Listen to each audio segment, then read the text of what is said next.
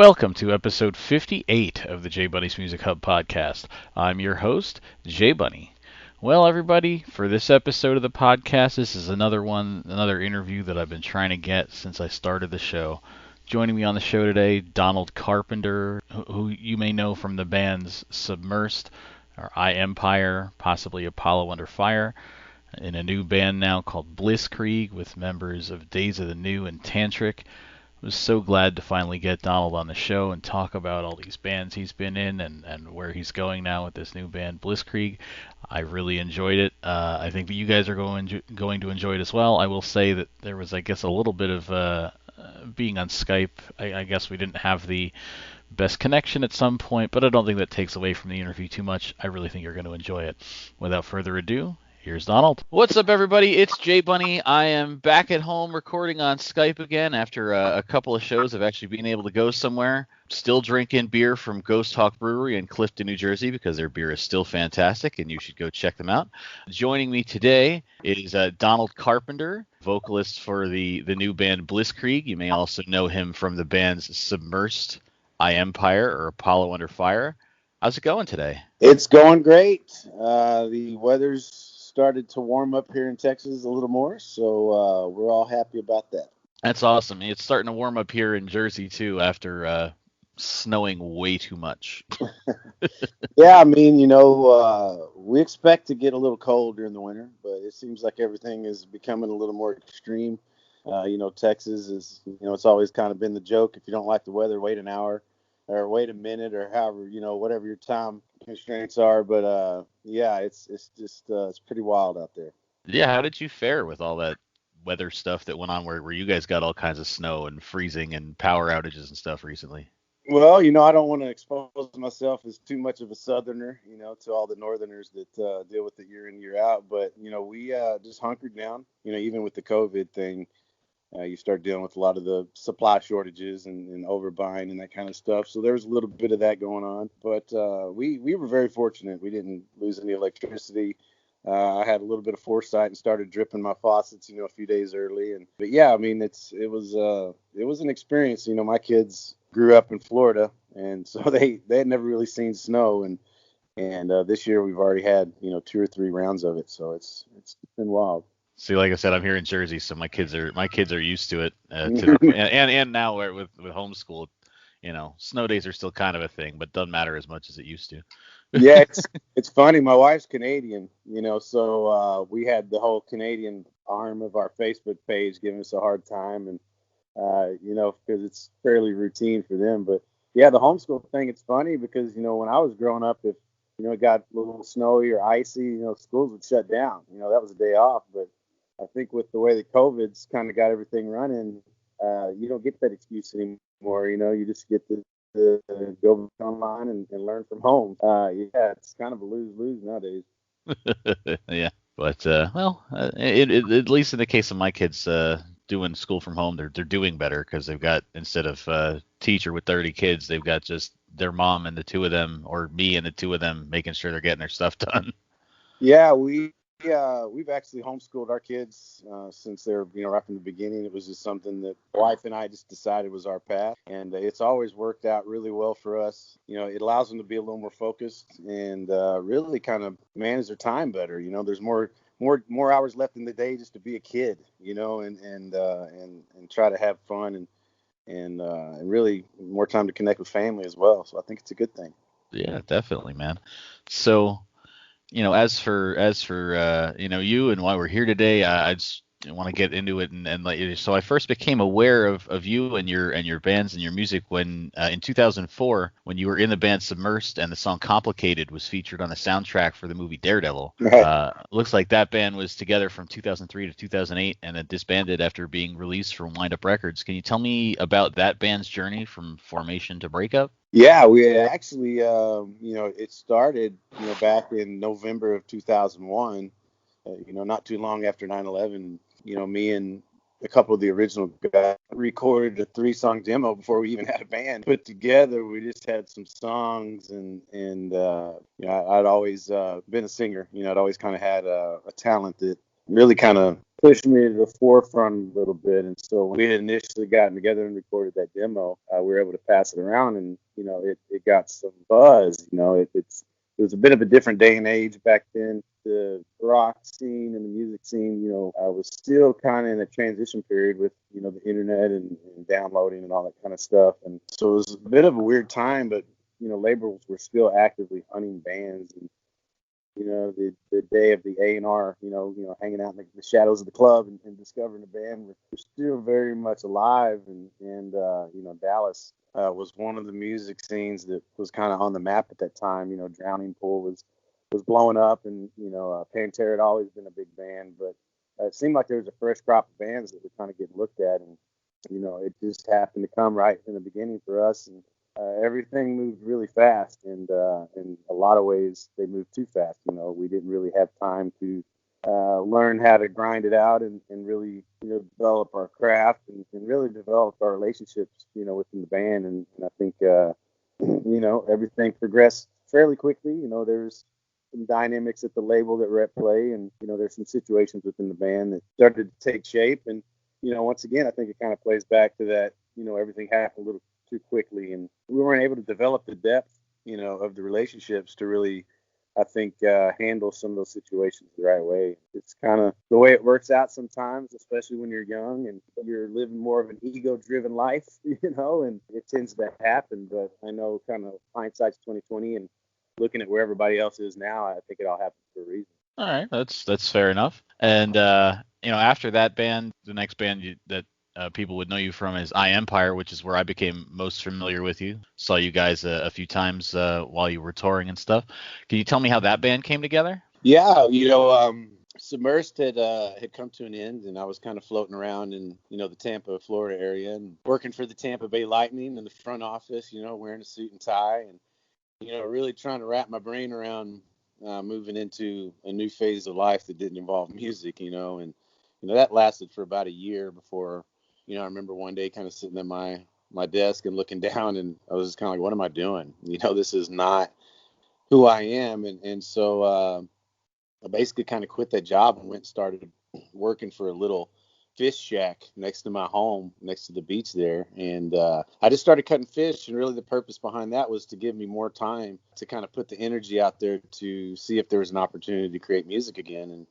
And when I kind of made that leap, I put it out there. And I think MySpace was, Facebook hadn't taken over yet. MySpace was kind of coming to an end, but it was still kind of at the forefront. So I kind of was just checking my messages one day and got a message from Corey Lowry. Wasn't too familiar with him personally, but I was very familiar with Seven Dust and, the whole camp and everybody there. And so as I started researching a little more, he kind of invited me up to come and sing on some demos and see if we clicked. And we did. We clicked really well, and it really took off from there. And we just toured. And it was a extremely blessed learning experience. I learned a lot about what it really, like I said, it was the exact opposite of, the Submersed situation. We went out there and grinded it and built it. And it was just one of those situations where in the end, as an independent band, you tend to burn yourself out, and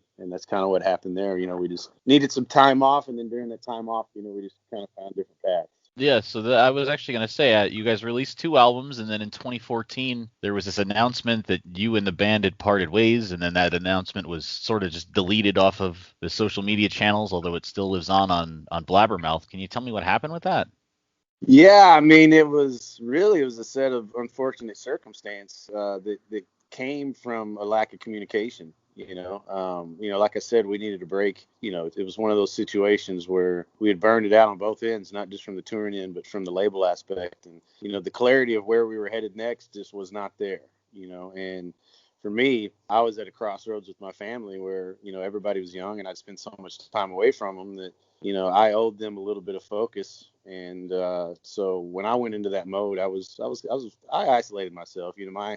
My end of the bargain was I didn't really reach out and communicate too well, and certain little rumors started, certain little conversations were had that were twisted and whatever else, whether it be with me with former bandmates or just me hanging out with friends and talking about the good old days. Somehow that got turned into me wanting to get my whole band back together, and that got back to the band, and nobody came and really asked me about what was going on. And we had a management at the time that I was questioning, not just me, but I think as a band we were kind of questioning. And I think in a lot of ways they took that as an opportunity to really hit the self-destruct button. And it really manifested itself through that press release. But once that press release came out, which I was unaware of, I had no idea about it. It was a surprise to me. I remember getting a text from a close friend, kind of basically filling me in on it. And I was like, what? And when I reached out to the guys, and we actually were able to talk about what was going on and gain a little clarity, it became evident that was a bad decision. And so obviously they went back and pulled all of that. But at that point, we were kind of at an impasse. We took a little more time to talk further from there, but there really wasn't a clear path forward, and there were some opportunities that popped up for the guys, and they took advantage of, and like I said, it took us all in a direction where I think it was all for the better. Right. So everybody either started new bands or joined other projects, and for you, that took the form of the band Apollo Under Fire. How did that come together? Yeah, I had met Peter Klett through mutual friends there in the Orlando area. Our initial meeting actually happened at Johnny Jam, which was Johnny Damon, the baseball player. He holds a yearly golf tournament, and one of the years we actually put together a little rock show with Candlebox and Tremonti and Iron Empire and Seven Dust and all that kind of stuff. So as we were hanging out, that was the first time I got to meet Peter from Candlebox, and I was a huge fan. I remember when I first started back in high school, the first Candlebox record coming out, and it had a huge impact on me, as the whole Seattle sound did. It really ignited my passion for music. It was just awesome to be able to meet him and talk to him, and we had a great rapport. Our families had a great rapport, and Iron Empire was still going at the time. We were just acquaintances, and when Iron Empire came to an end, and he was there in Tampa, and I was there, and really he was kind of a friend when all that happened. I was a little taken back by it. I was a little discouraged by it, and he was a very positive person, and he was like, hey, let's just get together and jam a little bit. Maybe I told him I had some ideas and never really been able to express, and so he kind of started working with me on those ideas, and through that process, I was talking to Johnny and some other friends that I had that were encouraging me to continue and try to find a new way. And so we went ahead and, put a record together. We put the project together, Apollo Under Fire. And honestly, it was, I am proud of it, and I think it's great music. I can look back and tell that, I wasn't in line with my purpose, the synergy wasn't there that I think really needed to be there to, really give it its due process, and my voice, so long with touring with Iron Empire, there were certain aspects of my voice that I think were a little damaged, needed some time to heal. And that's kind of how that went down. We got together and put that music out. It didn't last too long, but, it really helped to bridge that gap, during that time when there was just a lot of regret, a lot of heartache for everything that had happened previously. Yeah, I was gonna say, you guys put the album out and you toured. I mentioned you before we started recording. I saw you guys play at Roxy and Duke's here in New Jersey, and then there wasn't a whole lot after that. And looking at the Facebook page, like there hasn't really been any substantial social media activity since about 2017. Yeah. So I guess you guys kind of parted ways at this point, or? Yeah, we ended up partnering with a little label out of Seattle, and it was just kind of a stagnant situation.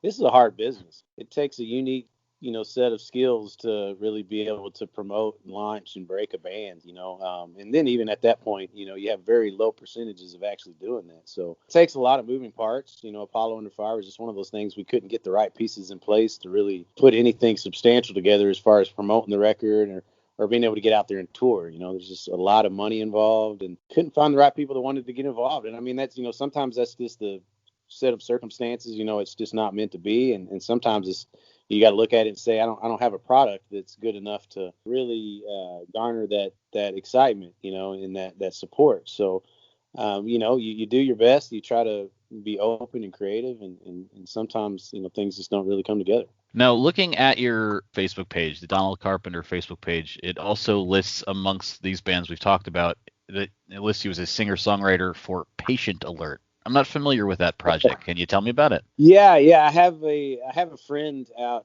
in California, L.A., his name is Scott Colgel, and he was actually he played on the first Linkin Park record, Hybrid Theory. He's a Berkeley trained musician. He's a studio musician out of there. He's has a fascinating story. He's one of the most unique and cool people I've ever been around. And he became a dear friend back in the Submersed days. And I'm just one of those creative people that I want to make art with everybody. So if I connect with somebody on a personal level and they're also creative and talented musically or even artistically in whatever medium it is, I always find myself pondering creation and coming up with something new and collaborating and all that. And so he was a friend of mine that just over the years we always talked about collaborating and doing music and not having any strings attached or anything, but he was just reaching out to me. And when I was going through the period of time there where I really didn't have anything to do, but I still wanted to scratch the itch a little bit, I just started looking for friends that, had ideas and wanted to express themselves, but didn't have the pieces in place, primarily a vocalist. It's hard to find a singer or somebody that you click with, that you can be creative with and then, doesn't create issues. And so we just got together and did some demos. We did a few tracks, a few songs just to be creative and put them out there. And, that's what it was called. It was Patient Alert. It's very interesting stuff. Him being Berkeley trained, it's, jazz fusion. He plays chords that I don't even know how to say, like it's a very talented guy. And for a singer, sometimes it's just cool to try new things and sing over different landscapes. And I worked with another band out of LA that he had hooked me up with named Raz Mystera. And that was a guitar player from Ecuador and a drummer from Detroit, was a big fan of the Police and Stuart Copeland. And so he had a unique feel for the drums and the guitar player, Kim Thao, Soundgarden's feel for the guitar. And so it just gave me different time signatures and note selections and chord progressions to try to, vocalize over and write over.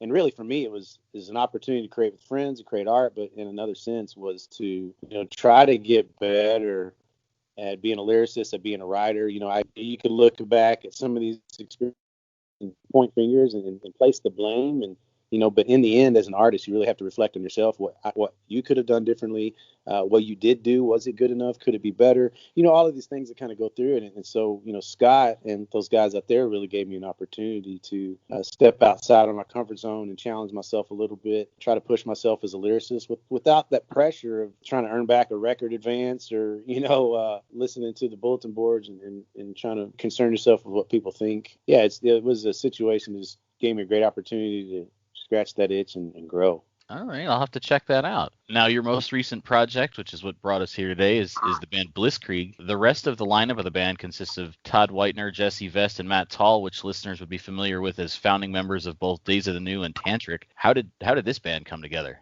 Yeah, it's more of that inbox divine intervention. Like I said, there was a need to allow the voice to heal. There's a need to live enough life to have something new and fresh to write about. There was a period of 3 to 4 years there after Apollo Under Fire where I just really had accepted my fate that I was going to move on to something else, and find another avenue of greatness, so to speak. And I really had no desire, I had no passion to create whatsoever. And then in 2019 or late 2018, my dear friend Seth Luker, who was the founder of Rock and Wellness, and he was very close to the Submersed crew. His brother was actually the bass player of Submersed, Kellen. And he was our tour manager, and he was a dear friend of mine that I'd known since I was about 14 years old. And, he was really my security blanket, going around and now knowing that, I'm Asperger's and, manic depressive and bipolar things, having those people that really come from me was very important. And he was one of those people, and he passed away on December 22nd of 2018 from cancer at the age of 41, I believe. And, it really impacted me. He was one of those people that would always kick me around and, dust yourself off, get back up. You're born to sing. You got to get back out there and do this. And, this is coming off the back of 3 or 4 years of really, in a lot of ways, giving up. And when he passed away, we put together. I know this is a long story here, so pardon me, but that's all right. I'm trying to set up on exactly how this Blisskrieg thing came together. But we set up a benefit concert in his honor, and that forced, some of these Submersed guys to come back together and us play a show. And in that moment, I realized that I had to find a way to continue and to, not just fulfill my dreams, but, honor his memory and honor the belief and the support that my family and, all these different fans and friends have given me over the years. That really giving up wasn't an option, but the time of rest was over, and so at that point in time, once again, you start to put that out there to the universe that, you are ready. And I think the universe understands that you are ready because, you've gone through A, B, and C, and now you're experiencing D, and it reveals itself, as this deep sense of purpose. And so when I did that, a few months later, I got a message in my inbox from Todd Whitener, which was the guitar player from Days of the New and Tantric. And I know you just said that, but I'm kind of setting it up into my mind as how surprised I was. Because for me, Days of the New is one of my favorite bands of all time. I was a acoustic-based fan that loved rock and roll, and I was a senior in high school when that came out, like they were. And so when that record came out, it spoke to my soul. I felt like it was the record I always wanted to make, and in a lot of ways, I was jealous that they beat me to it, And so I was a huge fan. I was not a fan of how that situation ended for them. So when they moved on and created Tantric, I followed them, and so I was a fan from the beginning of Tantric, and that's where it all started for me. And so when I got that message in the inbox, it took me back because, here's a guy, here's a guy that's, been out of it, that thought he was never going to be back, that just reignited his flame and put it back out to the universe that this was what I wanted to do. And it answered me with Todd Whitener sending me a message randomly one night about how big of a fan he was of my voice and wondering if we would like to get together and create some music. And, obviously it's a yes. And, he had just so happened to be in his bunk on the tour bus. He's out for Derek Bentley on the crew there. And just so happened to be in his bunk, headed to Dallas, Texas the next day, which I live about 2 hours outside of Dallas. And so he was like, man, I don't know if this is too soon, but I happen to be in Dallas tomorrow, believe it or not. Would you like to come out and we can meet up and just talk? And so I said, absolutely. And I grabbed my friend Jason, and we drove up there at the drop of a hat and went in and spent about an hour and a half, 2 hours with Todd. It was an instantaneous connection. It was just one of those things where you feel like you're meeting a past life friend, somebody that you've known for many lives. And in the moment we decided to put music back and forth, and that was, the fall of 2020. And so we started exchanging some ideas, and then, come the beginning of 2020, the whole world shuts down, and including, Todd's world, because the touring business just shut down. And so that really afforded him the time to sit down and go, well, what am I going to do with this year or this 2 years or 3 years? We had no idea how long it was going to last at that point. And so, dialogue had started between him and Jesse, and he started talking about Matt. And a minute, I got you three guys. I got Donald over here we're creating with. Let me talk to Donald and see if he'd be interested in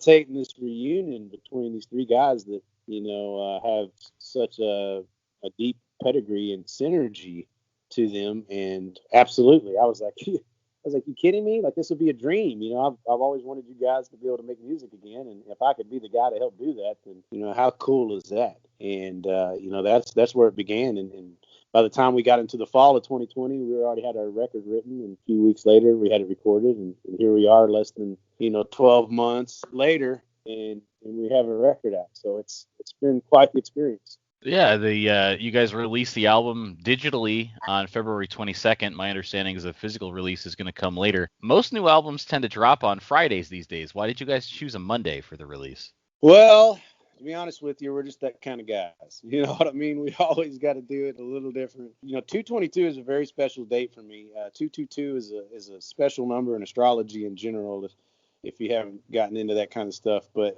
that's the day that I met my wife. And so when they came to me and said, hey, we're thinking about releasing it on a Monday, rather than getting lost in the shuffle with everybody else, because this is about as independent as you can get. It really can't get any more independent than this.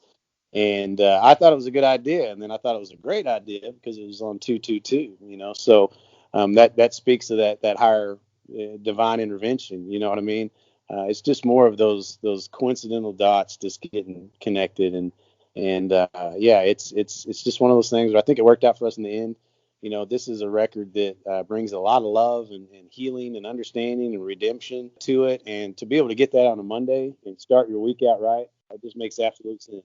That's fair enough. Now, you mentioned a couple of times about, having to rest your voice and whatnot. And I did notice that your more recent projects, Blisskrieg and Apollo Under Fire, the vocals are more melodic and less harsh than some of the stuff that you do with Empire. Did the harsher vocals that you do in Empire, is that what was sort of why you needed to rest and all that? Well, it definitely, the dynamics of Empire was extremely challenging, and I can't blame anybody but myself for that. I went a little hog crazy on that music, and it was fun to do so, and I think it absolutely called for it. Those guys were at such an extreme creative level. I mean, BC's guitar playing is so unique and so creative. It's incredible. Nobody plays the bass like Corey.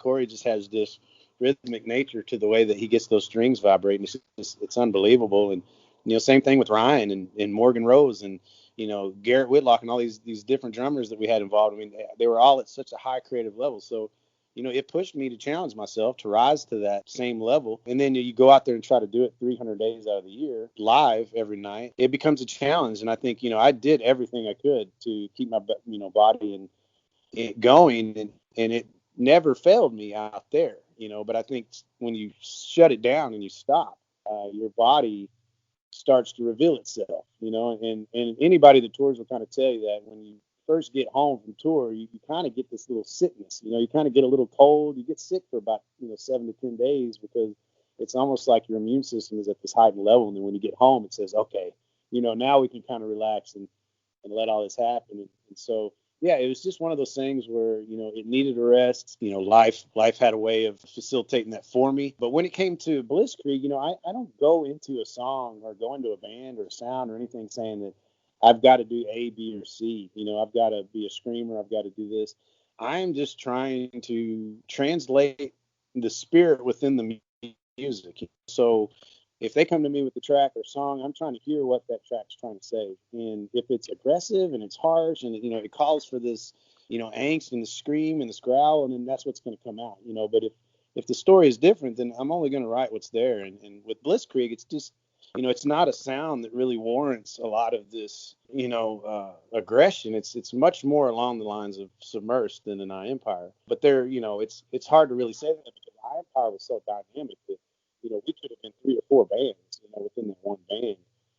I think it's very obvious what this band is, and it's just a dynamic, melodic, musical band that is trying to make a deeper connection than just playing to one or the other emotion, And so, in the future, if we write something that is telling that story, then I'll go there, and I'll go all the way. And yeah, I'm just really trying to facilitate and do the songs justice and try to represent them the best I can. That's fair. And I gotta say, I love everything that you've done, but there's just something about the one that sticks in my head is just the opening to Ignite.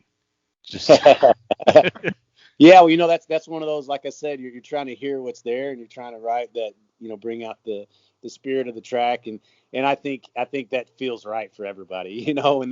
When that thing kicks in, it's like that's right where you want it to be, which is in your face. Just distorted and just really waking you up. That was all about the wake up. And, that's one of the reasons why we used to start the show out with it, because it was like, here we are, come look at us, Yeah. Yeah. No, I was going to say that. I was actually going to say that I've seen you guys like open a set with that. And that's a hell of a way to, because one of the times I saw you guys, you were an opening act. I don't remember who you were opening for, but so you guys an opening. So that's a hell of a way to get everybody's attention. Yeah, I mean, it's funny. Everybody will ask, what slot do you prefer to play? And, obviously every band's dream is of being a headliner and, being the band that everybody came to see. But my most enjoyable experiences is being that opener, and really having the element of surprise and being able to set the tone for the evening, yeah, there's no feeling like it. And Empire was just such a fun band to be a part of because we were just so tight and we were so confident. And when you're that tight and that confident, you go out there every night knowing exactly what's going to happen. And it's just I tell you, it's just no better feeling. I think I saw you guys both as an opening act and as a headliner. You guys played a show. I went to a show where you guys played Dingbats in Clifton, New Jersey. It was on my birthday. Yeah. And you guys were the headliner, and then there was a couple of local openers. One of them was Beyond Visible, which I know that Ryan was friends with their singer Dean. That was a hell of a fucking birthday, man. I gotta say.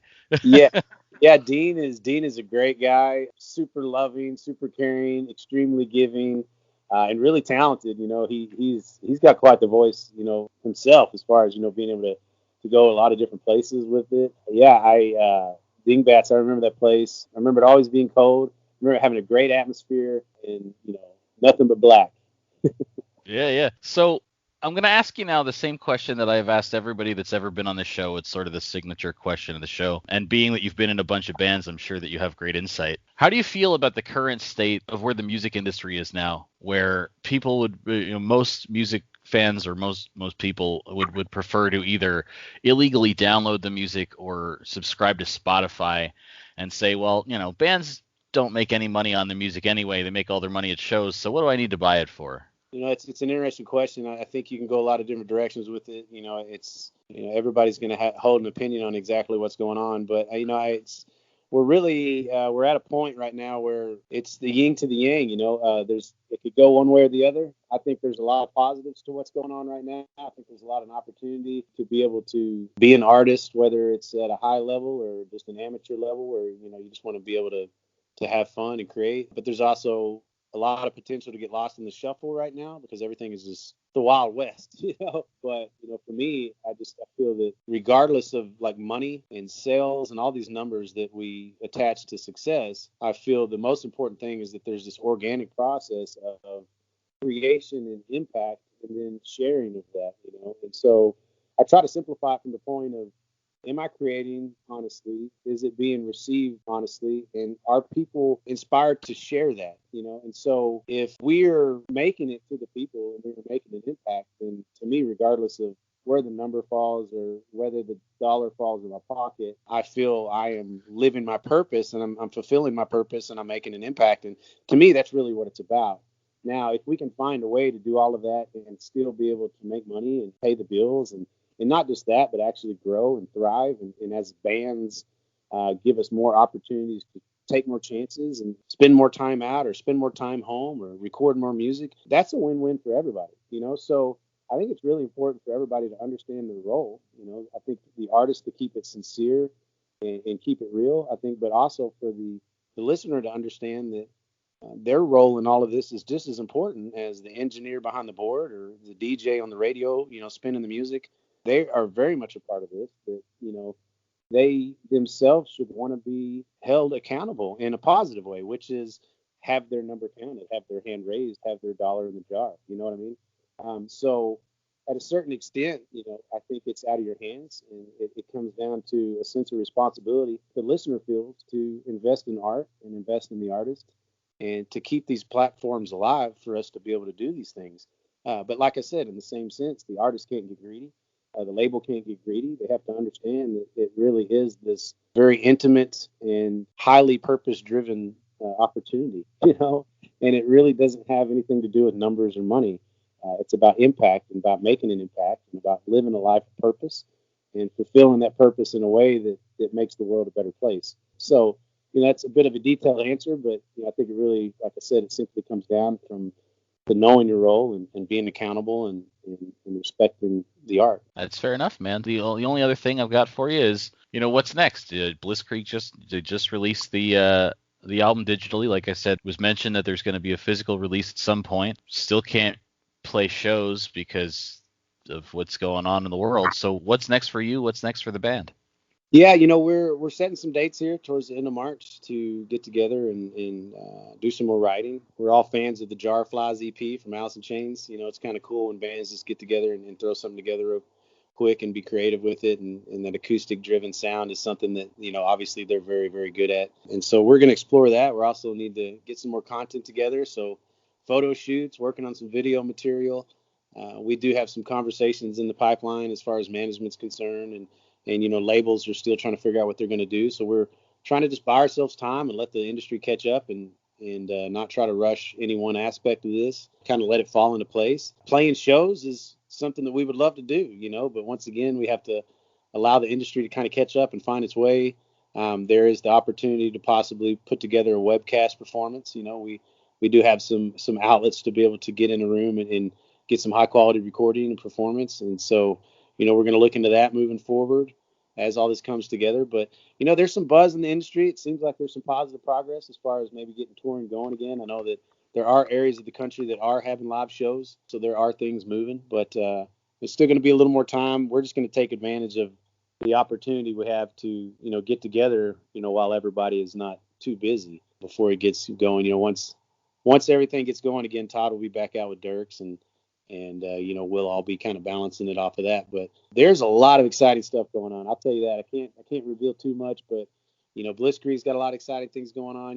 The Lord's been working in my life, and He has so many amazing opportunities, and I'm just trying to, balance everything out. But there's so many exciting things to come. I'm blown away. I'm so humble and so grateful. Well, I can't wait to see it, man, and I'm really, it's weird for me to not have been going to concerts for the last year, because I started going to shows when I was 17 years old. I'm going to be 38 this year. Before 2020 hit, I did the math once. I averaged about 2 concerts a month from the time I was 17 until about a year ago. I have not been to a concert in almost a year, and it's hurting my head a little bit, and it's hurting my soul. Yeah, so you're like 150, 175 deep or something like that, right? It's something insane like that. There's actually there's a website that I found one time. I was trying to find information about a show I went to, and I found this website called songkick.com, which is basically a concert database, and wow. it's got like almost every concert that's ever been in it, and if it's missing, you can like have them add it. And so like I have found a pile of ticket stubs, and I went through and I was like, all right, I was there. And like, and you click a button, it says I was there, and so I think that right now, and I didn't put there, I'm missing some stuff from 2019 and the stuff I did in early 2020 when the pandemic started. But I think when I looked at it yesterday, because I was trying to find information about the Roxy and Duke show you guys played, it had listed at like 227 shows. Wow. Holy smokes. That is so cool. I didn't know that existed. I want to go look at that thing. That's pretty neat. Yeah, dude, it's awesome. You can either sign up for an account using like your email, or you can sign up with Facebook. You can sign up with Spotify, and then you just search, and it's like, okay, I was at that show, I was at that, and so I keep track of it that way, because I still have the pile of ticket stubs, but that gets unwieldy, and right now most of my life is in a storage unit, so I don't even have access to those right now. Well, that's awesome, man. That's really cool. Yeah, man. So I'm hoping that I can, obviously safely. The world has got to, it's got to be in a good place to be able to start doing stuff like this again. But I want to be able to go to shows, and definitely one of the bands I'd love to see again is yours, because I've seen you, like I said, I've seen you at least twice with Empire. I saw you with Apollo Under Fire. I love your voice, and I really just want to be able to see you and see any band play live again. Well, thank you, brother. I look forward to it too. If we do get back out there, you definitely have to reach out and we have to connect. Maybe do an on the spot thing with everybody or something. But yeah, I'm praying that it's sooner than later. Thank you so much for reaching out. I totally remember. I mean, that's the one thing a lot of times I'm bad with names. I think social media helps me because I have to see the name so much. But faces, I never forget faces. Even after 20 years, there's so many faces that I remember, and every time I have the God-given opportunity to get back out there and do it again, that's my favorite part is seeing familiar faces and reminiscing on all of this. It's just, like I said, kind of going back to that answer about, the future of the industry and all that, that is what it's all about, is that connection. And I just hope people realize that, the numbers and all that side, it's beside the fact. It's just really showing that love and that appreciation for something that means so much to us, and something that we have. What am I trying to say? I think when you sit down to write a song, you're writing the music for yourself. You're trying to tell your story, but I think you're very much aware that there's going to be somebody listening to it. And anybody that has a heart, that makes an impact. Well, that's the thing, man. I remember when we talked at the Apollo Under Fire show. And you had said, like, I remember seeing you at Empire shows. What was your name again? And I told you, you're like, I remember seeing your posts on my Facebook page. I know who you are. And I was like, shit, that's awesome. Yeah. Yeah, man, it's just it's a very rewarding experience. I mean, especially for me, it's really weird because I have my mental illness is a little more on the social anxiety type of side of things, but there's no place I feel more at home than on the stage and at a show talking with people. So yeah, thank you so much for being a part of it, brother. Happy to, anytime, man. That's the one thing that the reason I started this show was because I love to support music and I love to expose people to music. There's so much out there, that something that you might be into might have come out and you have no idea until you find it. And so I've made it my mission to help people find it. That's awesome, I think bro. that when you guys used to do the social media posts for iEmpire, you used to hashtag everything with LRS, which, if I remember correctly, was either, I don't remember the L, but the R and the S was respect and support, and that's all I try and do. Yeah, love, respect, and support. Yes, sir. Well, I think that is a good place to leave it. I thank you so much for your time. I thank you so much for the interview, and once that I'm definitely gonna be buying a physical copy of that record when it comes out, and I really hope to see you guys in the area as soon as it makes sense to do so. Thank you, brother. Keep jamming, and hopefully we'll see you soon. All right, man. Thanks a lot. Check you later. On and on, it's feeding on my soul. On and on, I start to lose control.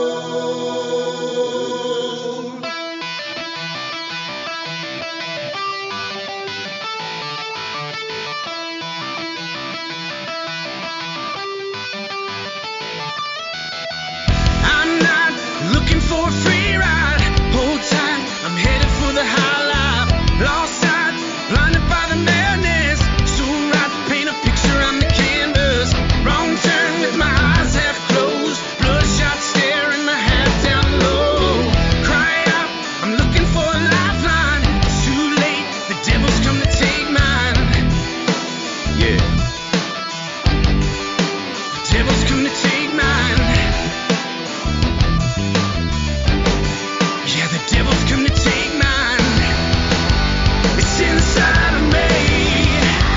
It's inside of me. It's inside of me. It's inside of me. It's inside me.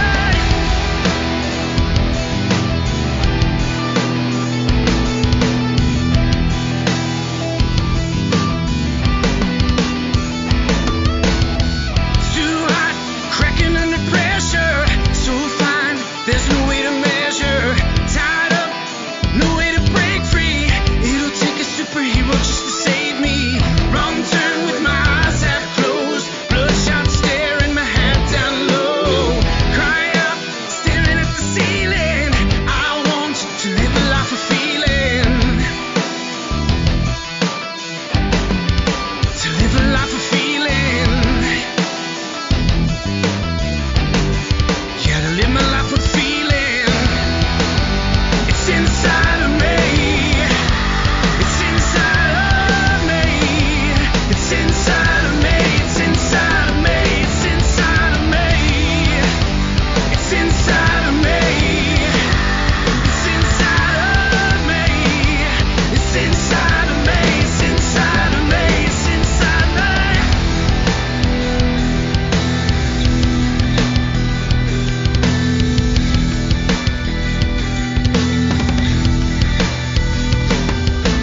On and on, it's feeding on my soul.